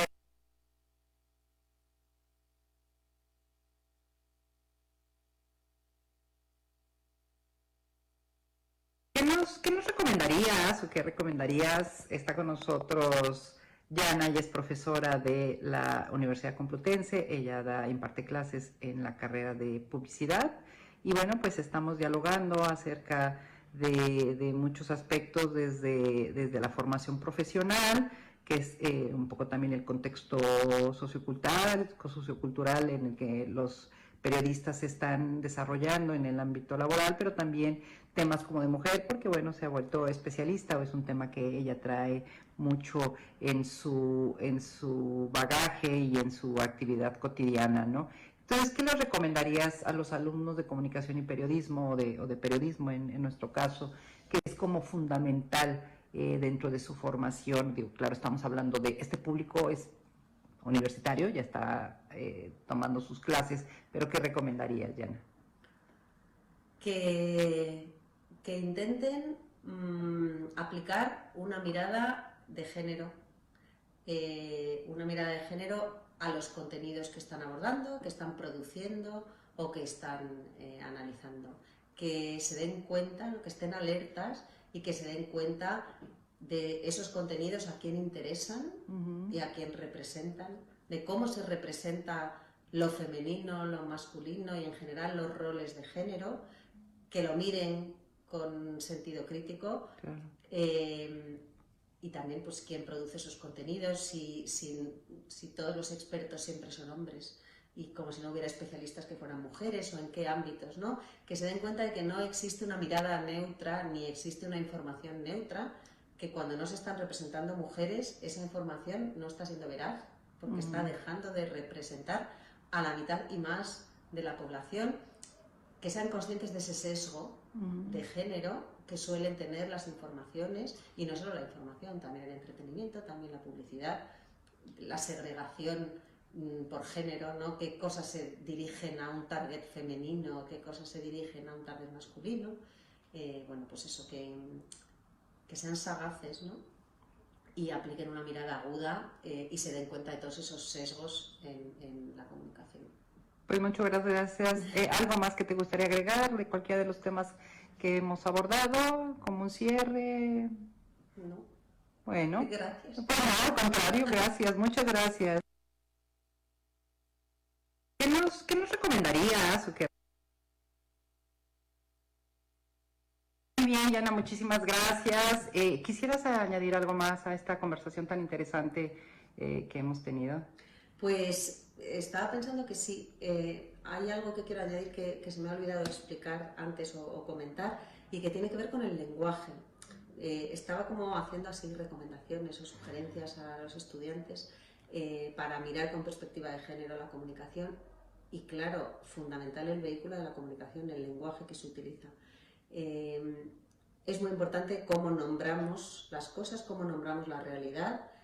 Eso, tampoco existe una mirada neutra. Si siempre hablamos en masculino inclusivo o supuestamente inclusivo, en masculino genérico, quiere decir que tenemos una mirada androcéntrica, que estamos pensando que cuando nombramos en masculino estamos incluyendo a las mujeres, y cuando nombramos las cosas en femenino es cuando nos dirigimos específicamente a ellas.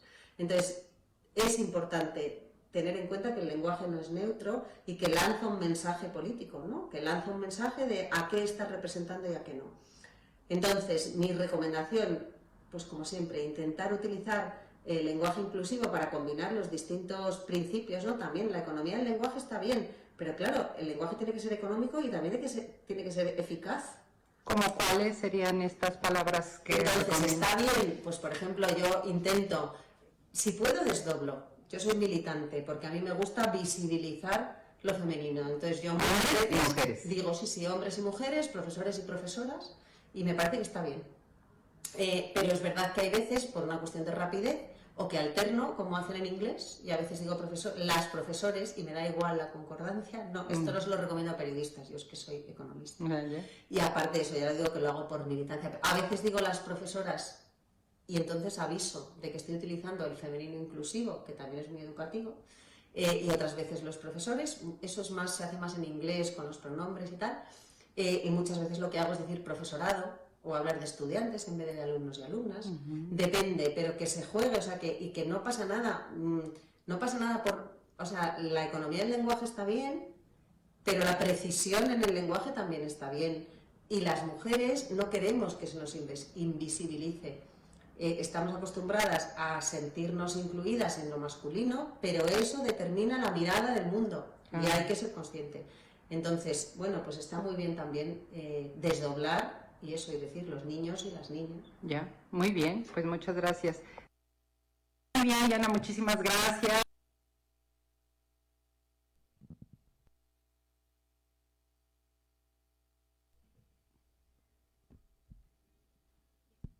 Ok, bueno, esto es parte de estos acercamientos con este tema justamente, que también pude trabajar allá. Finalmente, antes de que procedamos a la parte de las preguntas, quiero compartirles que a mí me parece también muy importante poder difundir estos avances en este sentido, hablando del tratamiento para erradicar la violencia de género en los medios de comunicación, y bueno, pues también incluir o integrar este lenguaje inclusivo que habla la doctora Yana. Esta iniciativa, es un manual, traigo algunos datos nada más, que se presentó justamente en la Feria Internacional de Guadalajara en noviembre del año pasado.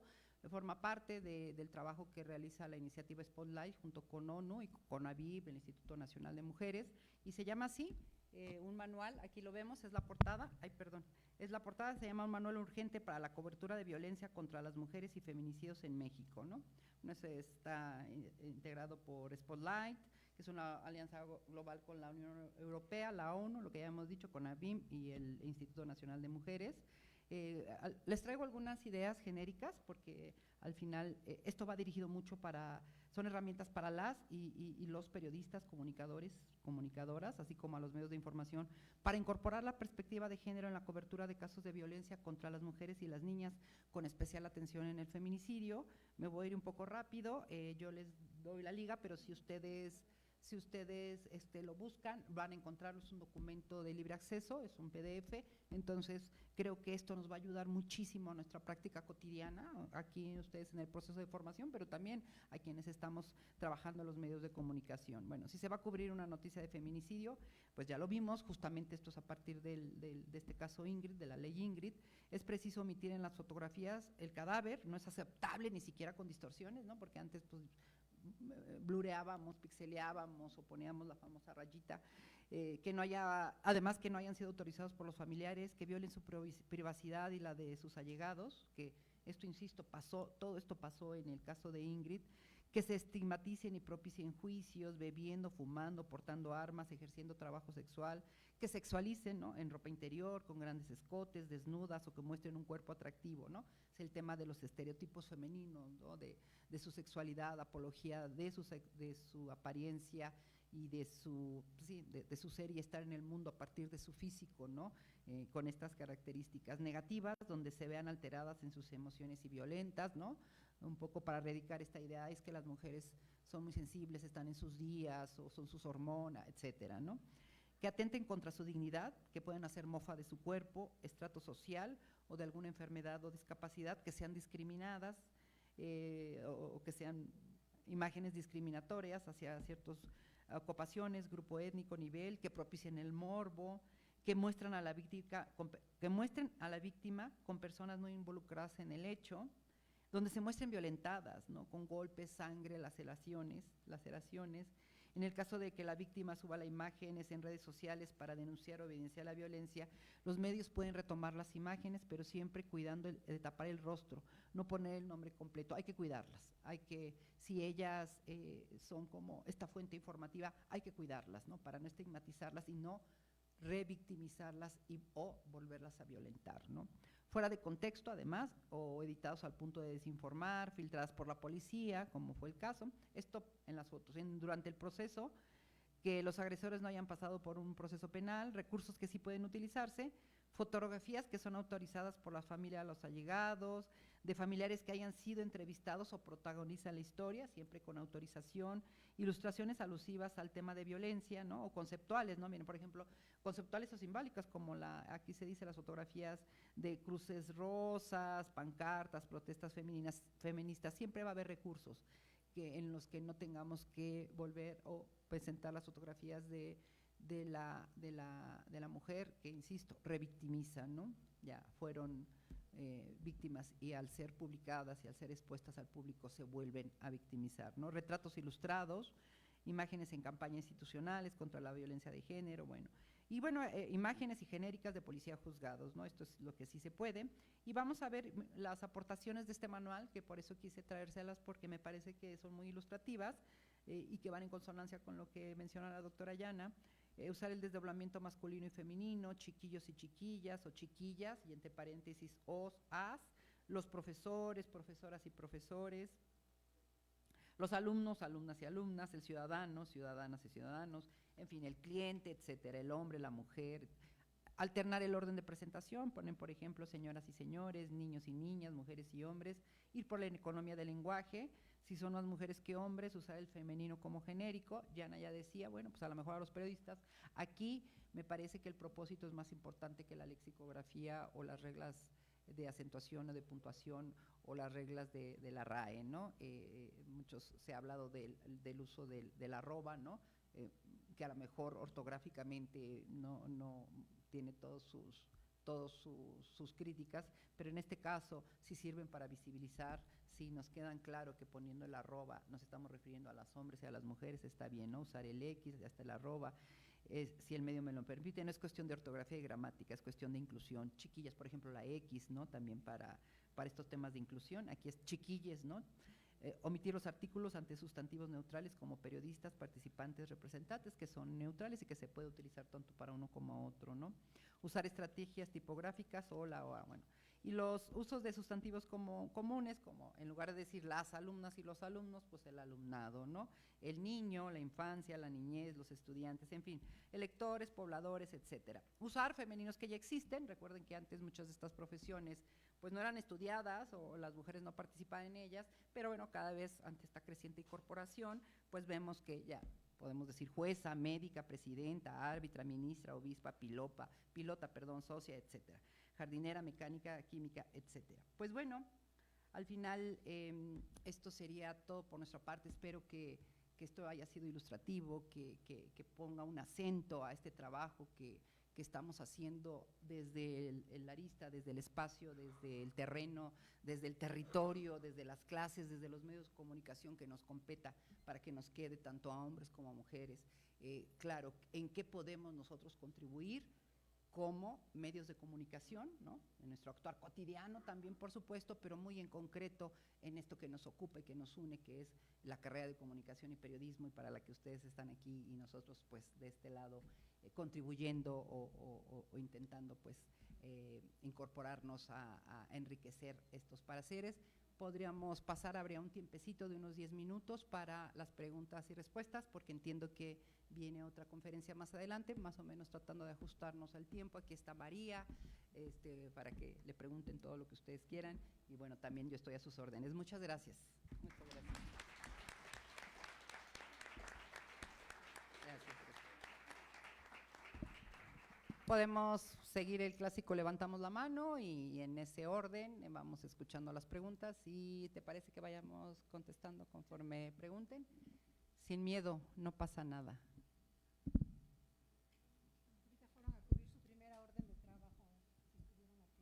Vamos a ver, nos haces favor, tu nombre y bueno, la pregunta. Gracias. Buenas tardes, mi nombre es Patricia y mi pregunta es para María. Me llamó mucho la atención lo de la nota roja y al final que hablaran sobre la dignificación de este tipo de, como en los feminicidios. ¿Podría haber realmente un acercamiento digno en la nota roja acerca de los feminicidios? ¿Es posible? Pues es posible si se cumplen, por ejemplo, las recomendaciones que están haciendo en los nuevos manuales que hasta hace 2, 3 años no existían, de la cobertura de la violencia y de los feminicidios. Sí es posible, porque tienes que relatar las historias, ¿no? Si de por sí relatadas la impunidad es lo que prevalece, imagínate que no se ocultaran. Yo creo que si hay una manera digna de presentar a las víctimas, y una de las maneras dignas es justo esto, ¿no? Respetar y tratar de que cuando tú narras la historia, pues no vuelvas a otra vez revictimizarla, ¿no? Yo creo que, como dicen, el valor de la palabra, ¿no? Desde que usas los adjetivos que usas cuando estás hablando de un caso, ¿no? El no hacer énfasis justo en eso, ¿no? Me acuerdo que justo en este manual que les va a pasar Elba Alegría viene otro caso de una mujer que desapareció y no fue asesinada. Ese es el caso de una chica que le reportó a su pariente que iba en un taxi y que veía sospechoso al taxista. No me acuerdo del nombre de la mujer que narró esto. Y un medio de comunicación logró antes que las autoridades localizaran a la chica, y la chica estaba en un bar, ¿no? Y después de eso que vino una oleada de críticas hacia la mujer porque estaba viva, ¿no? Porque se habían hecho no sé cuántos búsquedas en internet tratando de encontrarla, y la chica esta estaba en un bar, ¿no? Y se hacía énfasis en que estaba en un bar con hombres, ¿no? Y se hacía énfasis en su físico, que en la foto que la mamá o no sé quién era, había promovido para su búsqueda, pues aparecía pues con filtros, ¿no? Con las facciones muy finas y el cuerpo muy delgado, y que en realidad era una panzona, ¿no? Y directores de periódicos, como por ejemplo periódicos serios que no son periódicos de nota roja como Beltrán del Río, y se hizo énfasis en eso, ¿no?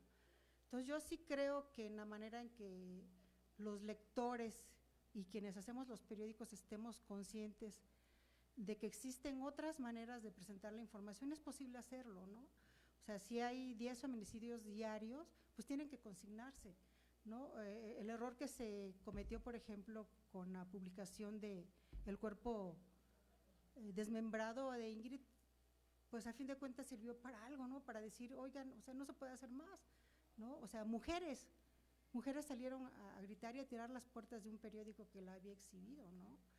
Y otra cosa, pues es que todos sabemos que las autoridades son las primeras que tratan de minimizar, ¿no? O sea, en las historias que nosotros contábamos de los feminicidios, siempre era la misma historia de la mamá que llegaba a denunciar la desaparición de su hija, y la primera era, pues deben de pasar cierto número de horas, o sea, ¿está segura que no se fue con su novio? O sea, quizás se fueron 2 y regresan 3, el cobro, ¿no? de los agentes, si quieren que investiguemos, pues denos para la gasolina. Entonces, todas estas cosas que se denuncien y que se diga, pues las primeras horas son vitales para buscar a una persona y tratar justo de, por ejemplo, yo decía, tratemos de conseguir una foto de esa persona viva, ¿no? Si se trataba de un crimen impune, ¿no? Otra cosa que pasa en nuestro país, que tuvo que ser una iniciativa de una persona, de una mujer, de una geógrafa, la que por primera vez hizo un mapa de los feminicidios, ¿no? O sea, María Salguero fue la mujer, no fueron las autoridades las que logró dar esta cifra de los 10 feminicidios, y la que logró mapear dónde estaban ocurriendo, ¿no? Dónde estaban ocurriendo en México los feminicidios, y sus herramientas eran la publicación de las notas en los periódicos de nota roja, ¿no? O sea, tiene una utilidad, lo que hay que saber es cómo presentarlo y cómo hacerlo, ¿no? Siempre pues con el respeto a las víctimas. Muchas gracias, María, muchas gracias. Patricia, ¿quién más? ¿Alguien más que quisiera, pues no sé, tenga alguna duda o alguna pregunta? pregunta en este sentido? Bueno, yo tengo una pregunta para María. Acá, Toño, adelante.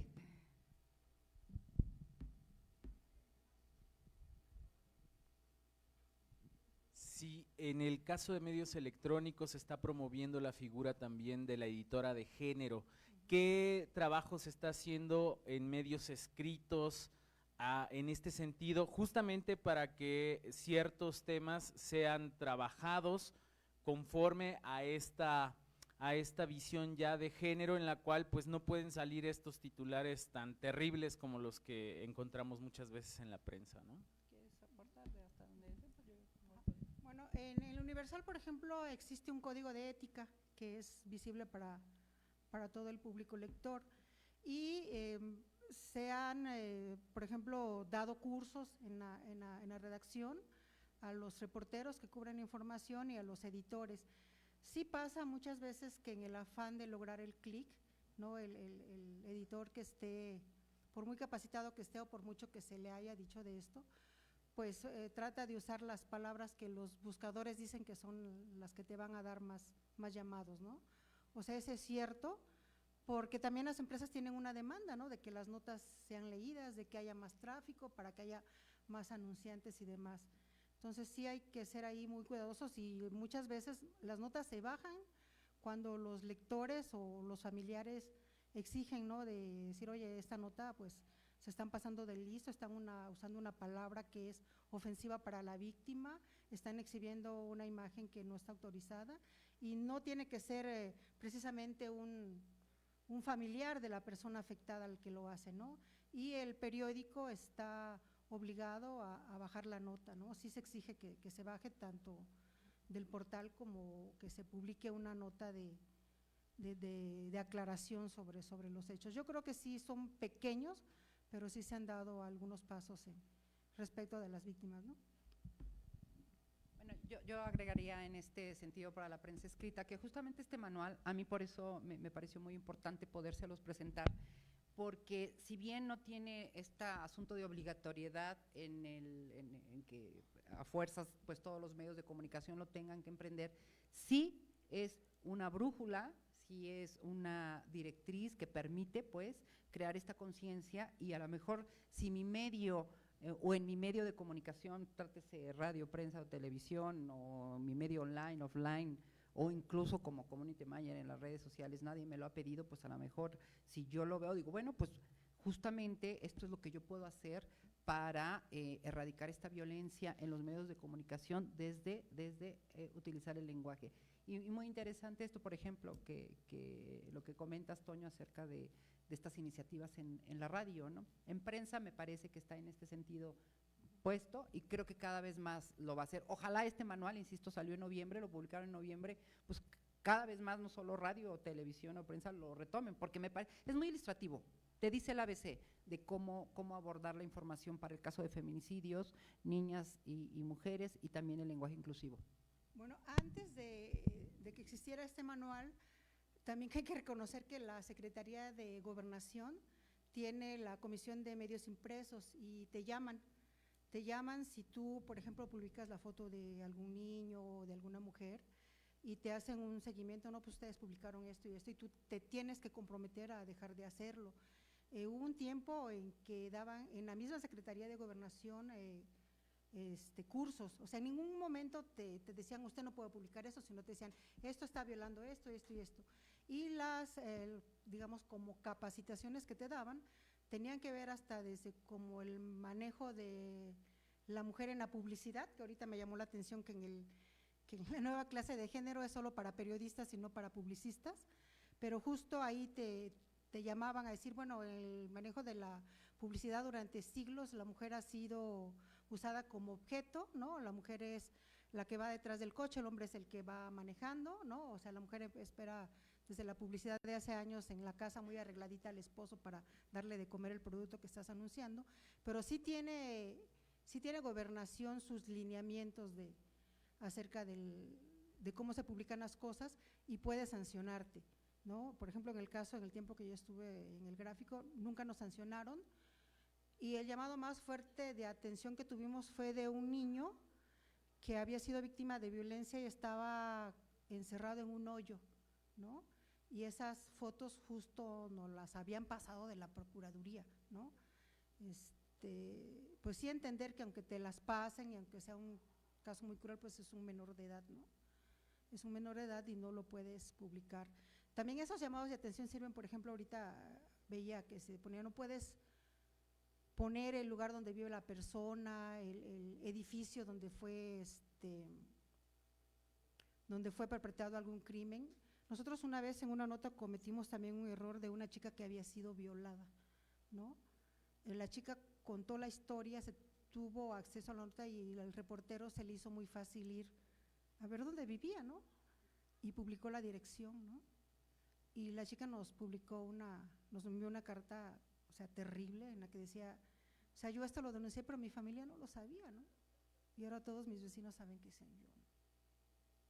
Entonces, pues sí, es muy importante ser conscientes del papel que tenemos como comunicadores, ¿no? De que a veces cosas, como les decía hace rato, de por tener un clic más, por vender un ejemplar más, o sea, no lo piensas, pero yo creo que con estos nuevos códigos, con este llamado consciente siempre o sea, cada palabra tiene poder, pues podemos ir avanzando, ¿no?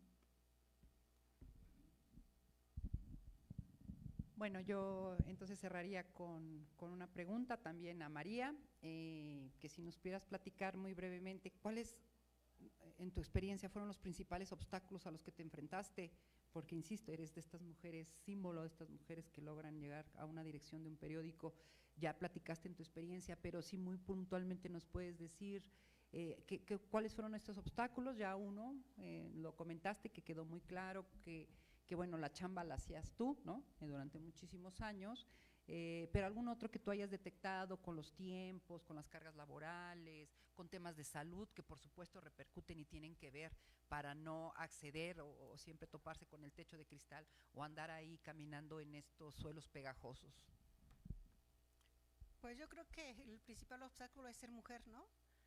Porque a veces siendo mujer justo dicen, pues no va a tener, ¿cómo va a poder, no, hacer esto? O sea, va a tener la capacidad, porque no solo es hacer un periódico, o sea, cuando tú eres directora lo más fácil es hacer un periódico, ¿no? Pero hay muchas cosas como administrativas, como planes de negocio, como tratar de tener una relación de colaboración, ¿no? Con los demás departamentos. O sea, un periódico puede ser muy bueno, pero si no tiene el apoyo del departamento de circulación, si no tenemos un departamento fuerte de publicidad que promueva los materiales que publicamos y que puede haber publicidad en esa área, porque también en un periódico de nota roja muchas veces las empresas no quieren anunciarse, ¿no? Pero yo creo que es eso, ¿no? Es como la desconfianza de que una mujer pueda hacerlo, ¿no? Y cuando hubo un hombre, ¿no? Un hombre exitoso, un columnista como Raimundo, que me había visto trabajar y que me propone, lo primero que me dice, no sé si te estoy haciendo un favor, ¿no? Porque vas a estar en la mira, ¿no? Cuando eres coordinadora editorial pues eras como la segundona, ¿no? Pero pues ya ahora eres la subdirectora, ¿no? No sé si te estoy haciendo un bien o un mal, porque a lo mejor pues ya vas a estar pues en un cargo más alto, y cuando me nombran directora, pues bueno, sabes que hoy en el periódico es muy difícil, por ejemplo, que yo hubiera pasado a la Universal, porque la Universal aparte se considera de otro nivel, ¿no? Ahí deben estar hombres, ¿no? Y los dos directores y los jefes de información son hombres, ¿no? O sea, hoy, siglos después de que Elba comenta cómo las mujeres tenían que ocultarse y demás, sigue siendo lo mismo, ¿no? A mí me pasaba que en las reuniones, por ejemplo, siempre era la única mujer. O sea, cuando estaba el de finanzas, cuando estaba el de producción, yo era la única mujer. Y también pasaba que cuando tú hablabas, los hombres cuchillaban, ¿no? Y también pasaba que a lo mejor tú decías algo y se minimizaba y lo decía un hombre y pues tenía más poder, ¿no? ¿No? Sí, sí había pues bromas a veces hasta de cómo vas vestida o de ay, qué guapa, ay, mira, ¿no? Y también hay una cosa como autoasumida de a lo mejor uno como mujer. Yo le platicaba porque yo siempre a las reuniones iba de vestido, por ejemplo, ¿no? Iba de vestido y de zapatillas y me planchaba el pelo, ¿no? Para que se viera que iba arreglada, ¿no? O sea, hay muchos estereotipos que uno carga también y que reproduces y que, ¿no? Entonces, pues sí, todavía hay mucho trabajo por hacer, y sí fueron, en mi caso, pues O sea, yo trabajé 32 años en el Universal y solo los últimos 15 tuve un cargo directivo. Antes fui pues la coordinadora, ¿no? Pues eso. Pues bueno, creo que acá habrá otra pregunta, sería la última, bueno, con la que cerraríamos. Adelante.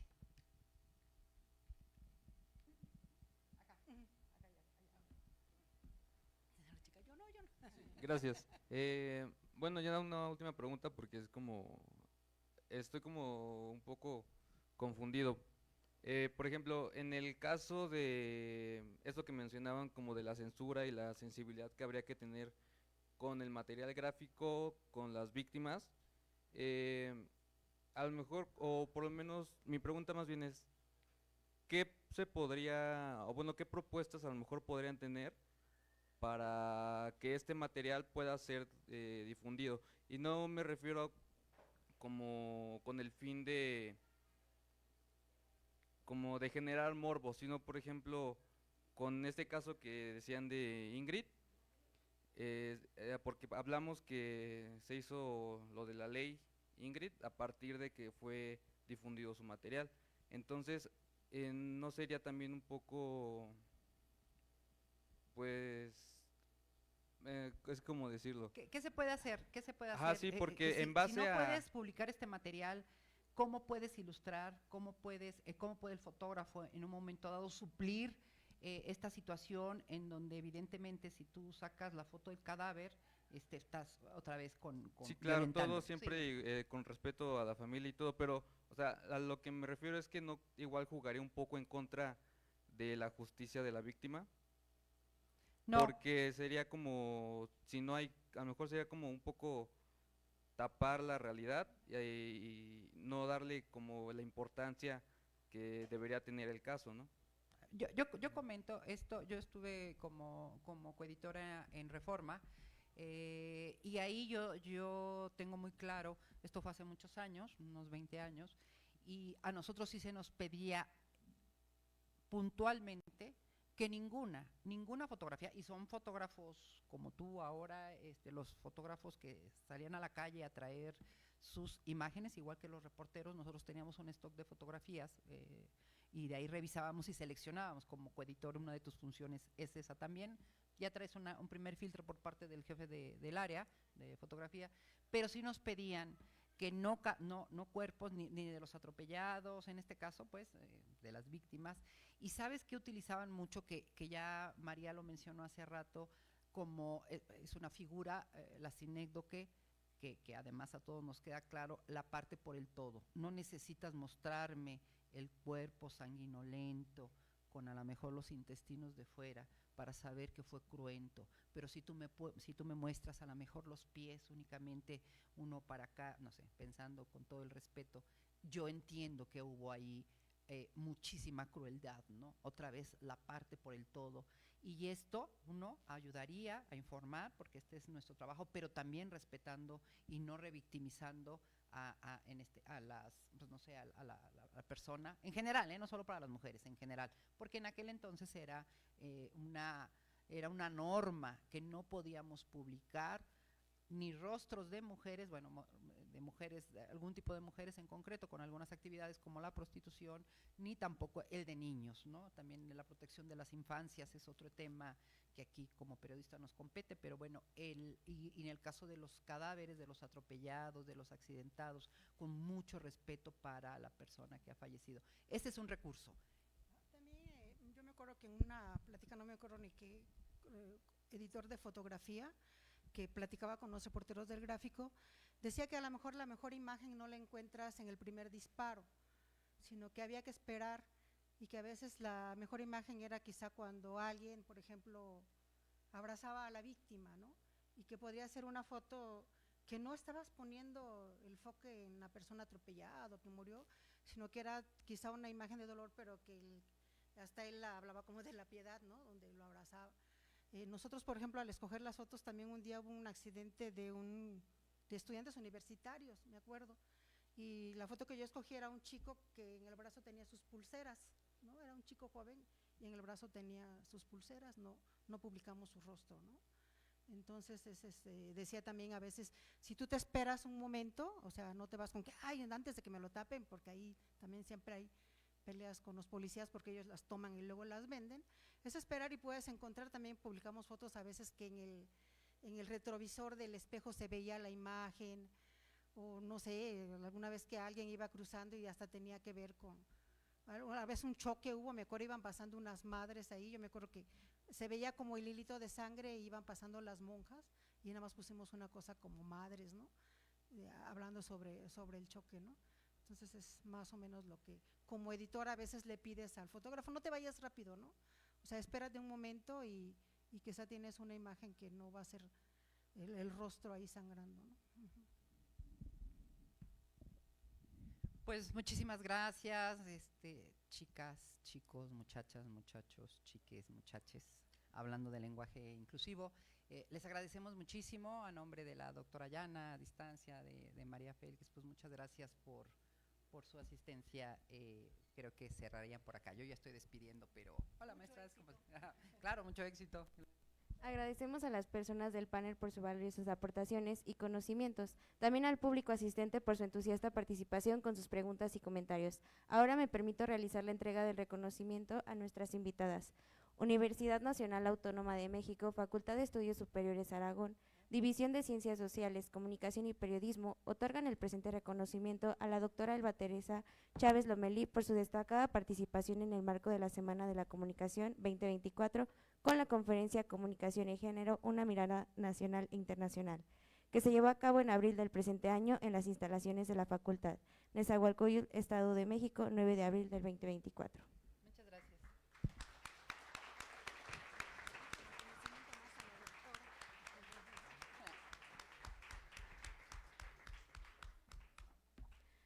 Asimismo, otorgamos el reconocimiento a la periodista María Félix Escalante por su destacada participación en el marco de la Semana de la Comunicación 2024 con la conferencia Comunicación y Género, una mirada nacional e internacional, que se lleva a cabo en abril del presente año en las instalaciones de la Facultad.